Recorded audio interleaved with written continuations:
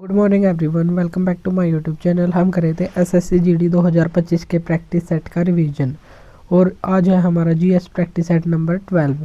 और इससे पहले हमने 11वां नहीं किया था और 11वें प्रैक्टिस सेट का रिवीजन हम 1 या 2 दिन में करेंगे। और जो 11वें क्वेश्चन में कुछ क्वेश्चन थे तो उनका रिवीजन हम पहले करेंगे। तो वसंत कावरा का संबंध कहाँ से है? तो इसका संबंध है सरोद से। सीएजी जो कंट्रोलर एंड ऑडिटर जनरल है उसके कार्य और शक्तियों का वर्णन कहाँ पर है? अनुच्छेद 149 में है। और यूरोप का कोकपिट किसको कहा जाता है? तो ये बेल्जियम को कहा जाता है जिसकी राजधानी है ब्रुसेल्स। माइकल पहाड़ियाँ कहाँ पर स्थित है? तो ये छत्तीसगढ़ राज्य में स्थित है। और कोशिका की आत्महत्या की थैली ये कहा जाता है लाइसोसोम को। और आज का हमारा 12वें एपिसोड का पहला क्वेश्चन है, अनंत आर कृष्णन का संबंध कहाँ से है? तो इनका संबंध है मृदंगम से। और टी गोपाल कृष्णन और उमैयापुरम के शिवरामन और रामनाथ राघवन इन सभी का संबंध है मृदंगम से। सितार से संबंधित है उमा शंकर मिश्र। संतूर से संबंधित है शिव कुमार शर्मा, भजन सोपोरी, रुस्तम सोपोरी और सोपोरी इनका संबंध है सूफियाना घराना से।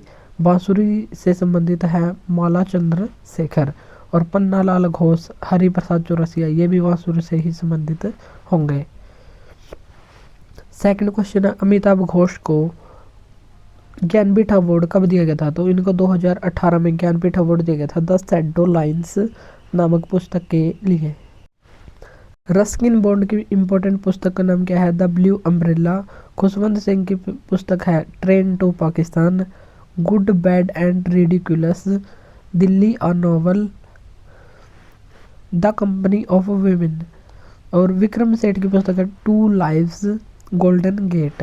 Malgudi days, waiting for a Mahatma और वेटिंग फॉर अ महात्मा तो ये पुस्तक है आर के नारायणन की। और वेटिंग फॉर अ वीजा ये बतानी है आपको कमेंट बॉक्स में। और मनमोहन सिंह 13वें प्रधानमंत्री रह चुके हैं 2004 से 2014 तक। और इनकी महत्वपूर्ण पुस्तक है चेंजिंग इंडिया। सलमान रुश्दी की पुस्तक है मिडनाइट चिल्ड्रन और the satanic verses. Shashi Tharoor की पुस्तक है Pax Indica, why I am Hindu, the great Indian novel. Third question है, पंडित गोपाल प्रसाद दुबे को पद्मश्री अवार्ड किसके लिए दिया गया? तो ये छऊ डांस के लिए दिया गया था। और 2010 में छऊ को इंटेंजिबल कल्चरल हेरिटेज में शामिल किया गया था। छऊ कालबेलिया डांस इन दोनों को एक साथ 2010 में शामिल किया गया था। गंभीर सिंह मुंडा इनको 1981 में पद्मश्री अवार्ड छऊ के लिए दिया गया था। और छऊ 3 स्टेट में होता है। और ये 3 स्टेट के नाम बताने हैं आपको कमेंट बॉक्स में। और 3 स्टेट में 3 शैलियाँ भी हैं और इन शैलियों के नाम भी बताने हैं आपको कमेंट बॉक्स में। मकर ध्वज दारोगा इनको 2011 में पद्मश्री अवार्ड दिया गया। नेपाल चंद्र सूत्रधार इनको 2024 में पद्मश्री अवार्ड दिया गया छऊ डांस के लिए। साधुचरण महतो और सुनीता महतो को भी दिया गया है पद्मू कुमार मोहंती। और परीक्षित महतो और सुनीता महंती इनको भी अवार्ड दिया गया है। केरल में कौन सा है? कथकली क्लासिकल डांस है। और सदनाम पीबी बालकृष्णन इनको पद्मश्री अवार्ड दिया गया 2024 में। और 17 के लिए है बारवा, प्रदीप चलीहा, भाविन बोरबायन इन सभी को दिया गया है साहित्य नाटक अकादमी अवार्ड 2023। और भाविन बोरबायन को छऊ के लिए साहित्य नाटक अकादमी 2023 अवार्ड दिया गया है। फोर्थ क्वेश्चन है, सूक्ष्म वित्त संस्थाओं की नींव रखने का श्रेय किसको जाता है? तो ये जाता है मोहम्मद यूनुस को जो बांग्लादेश के रहने वाले हैं। और 2006 में इनको नोबेल अवार्ड भी दिया गया था। और 1983 में इन्होंने बांग्लादेश ग्रामीण बैंक की स्थापना की थी। और मोहम्मद यूनुस अभी हाल ही में बांग्लादेश की प्रधानमंत्री थी शेख हसीना। और छात्रों के द्वारा वहाँ पर कर दिया गया था विरोध प्रदर्शन के कारण वो वहाँ से भाग गई थी। तो बांग्लादेश में अंतरिम या अस्थायी सरकार का गठन किया गया और उसमें नेतृत्वकर्ता बनाए गए हैं मोहम्मद यूनुस। तो ये करंट अफेयर्स की दृष्टि से भी काफ़ी इंपॉर्टेंट क्वेश्चन है। और इसने सूक्ष्म वित्त संस्थाओं की नींव रखी थी। अमर्त्य सेन, इनको 1998 में नोबेल अवार्ड दिया गया था इकोनॉमिक्स क्षेत्र के लिए। और पीवी नरसिम्हा को 1991 में ये प्रधानमंत्री थे। एलपीजी, लिबरलाइजेशन, प्राइवेटाइजेशन और ग्लोबलाइजेशन इन्हीं के समय थे। और इन्हीं के समय वित्त मंत्री थे मनमोहन सिंह। और भारत का पहला ग्रामीण बैंक, इसकी स्थापना हुई थी 2 अक्टूबर 1975 को और इसका नाम था प्रथमा बैंक। मुरादाबाद यूपी में इसको स्थापित किया गया था। बैंकर टू द पुअर, ये बुक लिखी है मोहम्मद यूनुस ने। 5वां क्वेश्चन है, भारत में कितने राष्ट्रीय पर्व मनाए जाते हैं? तो भारत में 3 राष्ट्रीय पर्व मनाए जाते हैं।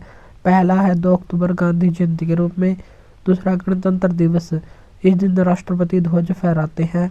और तीसरा है स्वतंत्रता दिवस, 15 अगस्त को प्रधानमंत्री लाल किले पर झंडा फहराते हैं। तो ये है हमारे 3 राष्ट्रीय पर्व। दिवाली, दिवाली कार्तिक मास की अमावस्या को मनाई जाती है, हिंदू फेस्टिवल है।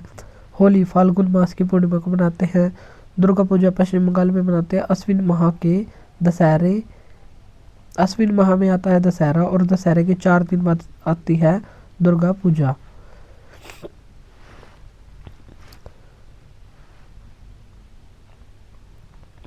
दो अक्टूबर को कौन सा दिवस मनाते हैं? अंतर्राष्ट्रीय अहिंसा दिवस। और 2007 में यूएनओ में ये प्रस्ताव पास हुआ था।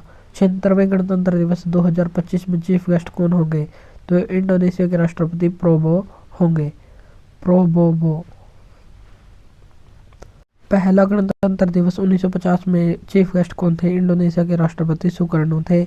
और दूसरे गणतंत्र दिवस में 1951 में नेपाल के राजा वीर विक्रम सिंह थे। और तीसरे और चौथे गणतंत्र दिवस यानी कि 1952-53 में किसी को भी नहीं बुलाया गया था।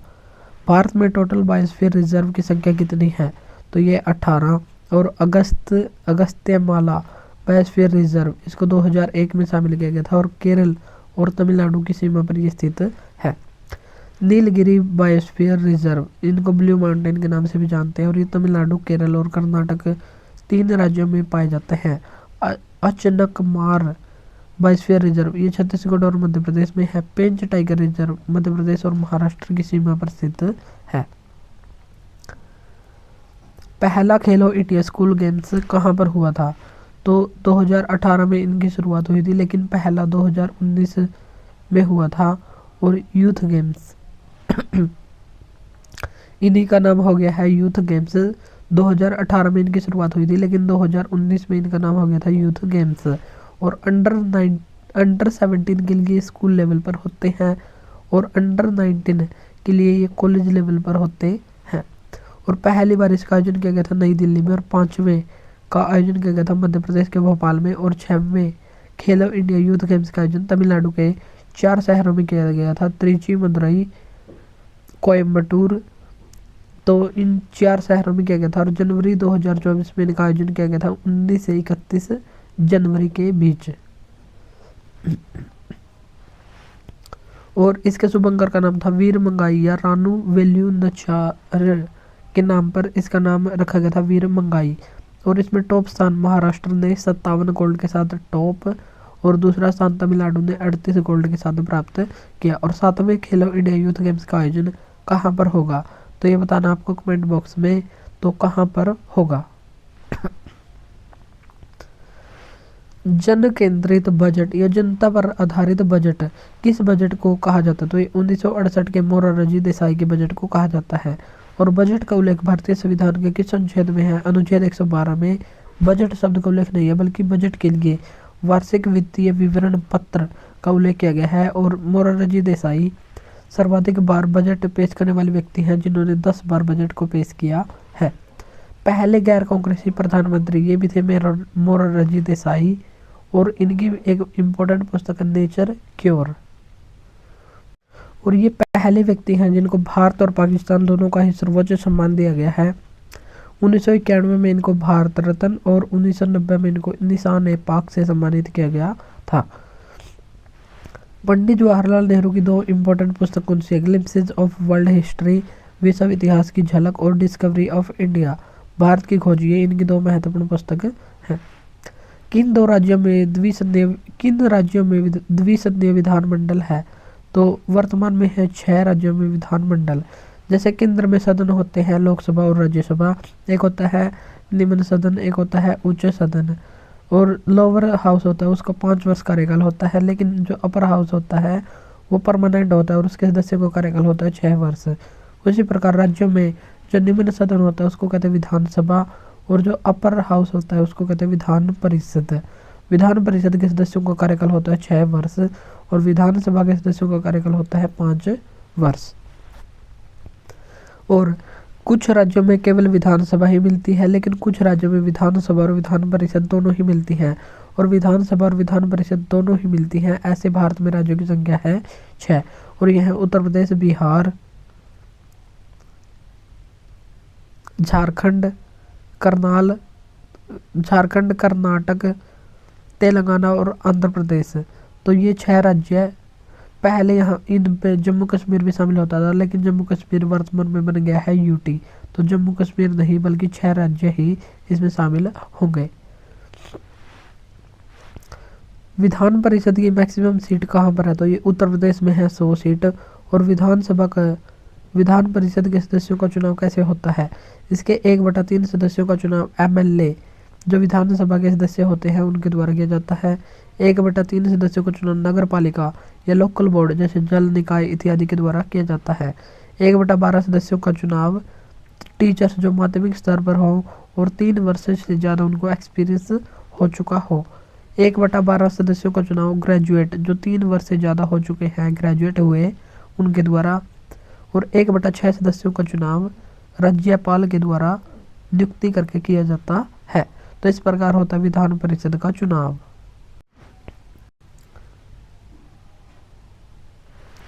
राज्य की विधानसभा भंग करने का अधिकार किसको दिया गया है, तो ये राज्यपाल को दिया गया है। और अनुच्छेद 356 इसमें राष्ट्रपति शासन का उल्लेख किया गया है। राष्ट्रपति शासन राज्य में लागू होता है।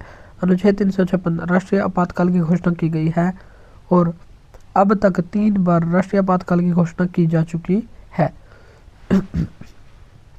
और ये कब कब हुई है ये बताना आपको कमेंट बॉक्स में। अनुच्छेद 360 इसमें वित्तीय आपातकाल की घोषणा के बारे में बताया गया है, लेकिन इसका अभी तक यूज नहीं हुआ है। 11वां क्वेश्चन है हिस्ट्री से रिलेटेड। अंगल मैसूर युद्ध कितने हुए हैं, तो ये 4 मैसूर युद्ध हुए हैं 1767 से 69 तक, और ये हुआ था हैदर अली और ईस्ट इंडिया कंपनी के बीच। और इस युद्ध को समाप्त होने के बाद मद्रास की संधि हुई थी, और इसमें हैदर अली जीत गया था। तो ये ईस्ट इंडिया कंपनी के क्षेत्र में मद्रास की संधि हुई थी। 1780 से 84 दूसरा अंगल मैसूर युद्ध हुआ था टीपू सुल्तान और ईस्ट इंडिया कंपनी के बीच, और इसमें हुई थी मंगलोर की संधि। तीसरा अंगल मैसूर युद्ध हुआ था 1790 से 92 टीपू सुल्तान और ईस्ट इंडिया कंपनी के बीच, और इसके खत्म होने के बाद हुई थी श्रीरंगपट्टनम की संधि। और 1799 में चौथे अंगल मैसूर युद्ध में टीपू सुल्तान की हत्या हो गई थी। तो इस प्रकार हुए थे 4 अंगल मैसूर युद्ध। अंगल मराठा युद्ध की संख्या कितनी है, 3 है। 1775 से 82 में हुआ था सालबाई की संधि के साथ अंत, और 1803 से 6 में हुई थी बसीम, और बसीम की संधि हुई थी 1803 में, और राजापुर घाट की संधि हुई थी 1806 में। 1817 से 18 में हुई थी मंदसौर की संधि। पुरंदर की संधि 1665 में हुई थी छत्रपति शिवाजी और मुगलों के बीच ये युद्ध हुआ था। कर्नाटक युद्ध की संख्या कितनी है, 3 है। 22 जनवरी 1760 को होता वांडीवास का युद्ध, और ये तीसरा कर्नाटक युद्ध था। और फ्रांसीसी काउंट डी लाली और अंग्रेज आयरकुट के बीच ये युद्ध हुआ था, वांडीवास का युद्ध। और पहला कॉर्नेटिक वॉर ये होता 1746 से 48, और इसके लिए हुई थी एक्स-ला सापेल की संधि। दूसरा हुआ था 1749 से 54 तक, और ये हुई थी पांडिचेरी की संधि। और तीसरा हुआ था वांडीवास का युद्ध। भारत के किस राज्य में सर्वाधिक कोयला भंडार मिलता है, तो ये मिलता है झारखंड राज्य में। और ओडिशा में मिलता है लोहा और एल्यूमिनियम का भंडार, और राजस्थान में मिलता है चूना पत्थर। और खनिज उत्पादन में टॉप स्टेट कौन सा है, सबसे ज़्यादा खनिज उत्पादन मिलते हैं ओडिशा में 44%, दूसरे पर छत्तीसगढ़ और तीसरे पर है राजस्थान। ओडिशा में बॉक्साइट सबसे ज़्यादा मात्रा में मिलता है, और मध्य प्रदेश में तांबा, आंध्र प्रदेश में अभ्रक और राजस्थान में चांदी और कर्नाटक में सोना सर्वाधिक मात्रा में मिलता है। बोकारो कोयला क्षेत्र ये कहाँ पर है, तो ये झारखंड में है। और धनबाद, डाल्टनगंज ये सभी झारखंड के ही हिस्से हैं। झरिया कोयला क्षेत्र ये भी झारखंड में है। और गिरिडीह ये भी झारखंड में है। और कोयला का सबसे पुराना क्षेत्र है रानीगंज, जो पश्चिम बंगाल में है और इसको वीरभूमि के नाम से जानते हैं। सिंगरौली और उमरिया खान ये मध्य प्रदेश में स्थित है। कोरबा और सोनहट ये छत्तीसगढ़ में है। नजीरा की खान ये असम में है। नामचिक नामफुक अरुणाचल प्रदेश में है। कांतापल्ली खान आंध्र प्रदेश में। नेवेली तमिलनाडु में है। और केम्पेटी ये महाराष्ट्र राज्य में स्थित है। भारत का पहला औद्योगिक नीति की घोषणा करने वाला कौन था, तो भारत की पहली औद्योगिक नीति की घोषणा किसने की थी, श्यामा प्रसाद मुखर्जी ने 6 अप्रैल 1948 को की थी। और इसके तहत उद्योगों को 4 कैटेगरी में विभाजित किया गया था। भारत की दूसरी औद्योगिक नीति 1956 में पंडित जवाहरलाल नेहरू के द्वारा तैयार की गई थी। और उसके बाद 1970, 80, 90, 91 में 24 जुलाई 1991 को पीवी नरसिम्हा राव ने एलपीजी के लिए तैयार की थी।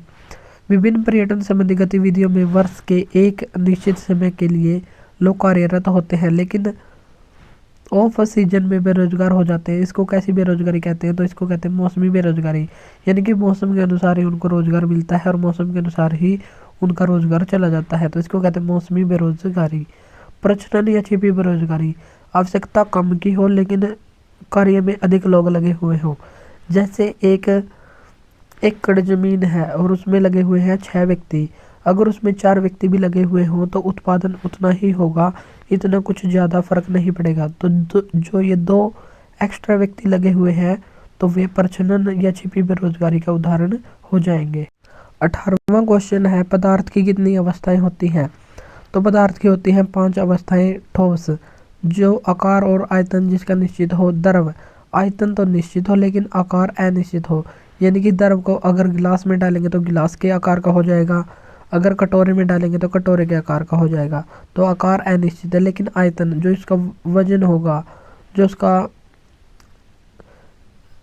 घेरने का स्पेस होगा वो उतना ही होगा। गैस ना तो इसका आयतन निश्चित होता है और ना ही आकार। अगर गैस को प्रेशर के साथ डालेंगे तो उसमें कम जगह में ज़्यादा गैस भी आ सकती है, तो इसका आयतन और आकार दोनों ही अनिश्चित होते हैं। चौथी है प्लाज्मा। और 5वीं है बोस आइंस्टाइन कंडेंसेट। और इस जो 5वीं अवस्था है इसको 1924-25 में आइंस्टाइन और सत्येंद्र नाथ बोस के द्वारा बनाया गया था। थायराइड ग्रंथि के सामान्य कार्य के लिए आवश्यक क्या होता है, तो आयोडीन की कमी से हो जाता है घेंगा रोग। और आयोडीन ग्रंथि के सामान्य कार्य के लिए आवश्यक होता है आयोडीन, तो आयोडीन की आवश्यकता होती है। और गर्भपात का कारण क्या होता है, अगर आयोडीन की कमी हो जाए तो गर्भपात हो सकता है और मस्तिष्क कमजोर भी हो सकता है। 20वां क्वेश्चन है, ल्यूकेमिया किसको कहते हैं, तो ब्लड कैंसर को कहते हैं ल्यूकेमिया। और अस्थि मज्जा में रक्त कोशिका को प्रभावित करता है। अस्थि मज्जा का मतलब है बोन मैरो। और प्रभावित रक्त कोशिका को किस नाम से जाना जाता है, लिम्फोइड या मोइलॉइड के नाम से इसको जानते हैं। और ब्लड कैंसर 3 प्रकार का होता है और ये 3 प्रकार हैं, ल्यूकेमिया, लिम्फोमा और माइलोमा। तो ये 3 प्रकार का होता है ब्लड कैंसर। और कैंसर के लिए कीमोथेरेपी का यूज़ किया जाता है। और स्टडी ऑफ कैंसर ये कहलाता है ऑन्कोलॉजी। और जो कैंसर स्पेशलिस्ट होता है तो उसको कहते हैं ऑन्कोलॉजिस्ट। और आज का प्रश्न है, कौन सा परीक्षण या टेस्ट कैंसर के निदान में मदद करता है, तो ये बताना आपको कमेंट बॉक्स में। और वर्ल्ड कैंसर डे ये मनाया जाता है 4 फरवरी को। तो आज के लिए इतना ही, मिलता है नेक्स्ट वीडियो में। और इस क्लास की PDF के लिए हमारे व्हाट्सएप नंबर पर कॉन्टैक्ट करें। तो आज के लिए इतना ही, मिलता है नेक्स्ट वीडियो में। Thank you.